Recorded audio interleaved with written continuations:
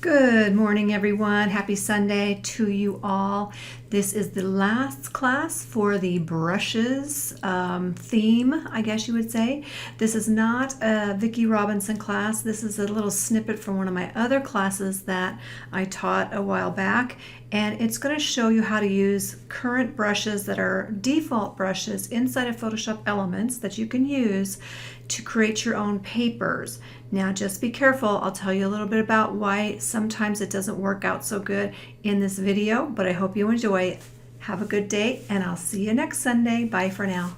Document, and then you can tell it 12 by 12, 8 by 8. You could even do 10 by 10 and just put 10 by 10 in there if you want to.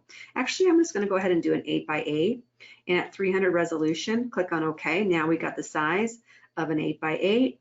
Let's just fill that. I love this paint bucket tool. We can fill that with a color. That's not the color I really want, so let's go back in. Let's do a color of maybe, I like blue, so let's go with a blue, a lighter blue here, maybe right about there. And then you can fill it with that. And I love brushes. I love making papers and using brushes to make a paper. So I'm going to use another layer. Now just remember that you can buy brushes. I would totally suggest you buying your own brushes because they're so much better quality. I'm just going to use the brushes that we have available already inside assorted brushes inside of Photoshop Elements. And so let's just take this one, and I'm just going to make it bigger, the brush size bigger. And watch how I'm just going to make this white. See how I can like blot this around? I'm going to make it a little bit bigger.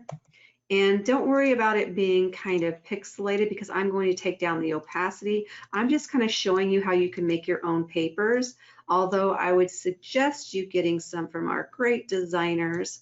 Our instructors have really cool papers that would be 10 times better than this. But I'm just kind of showing you how you can kind of get creative in making your own backgrounds.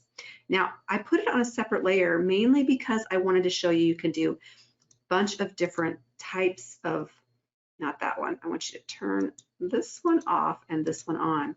I do it on separate layers so I can throw those layers away if I want to. Now we have assorted brushes. We have artistic brushes. Where did I see special effects brushes? Oh, here's something cool. So I'm going to come up in here. I'm going to make my brush size a little bit bigger. So I'm going to go with about, that's not big enough. Okay, so I'm clicking and dragging and it's giving me a cool effect. Make it down a little bit smaller. It's really kind of cool when you click and drag. It's kind of like a painting.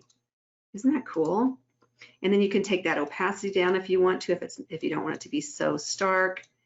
And love that. I know, I do too.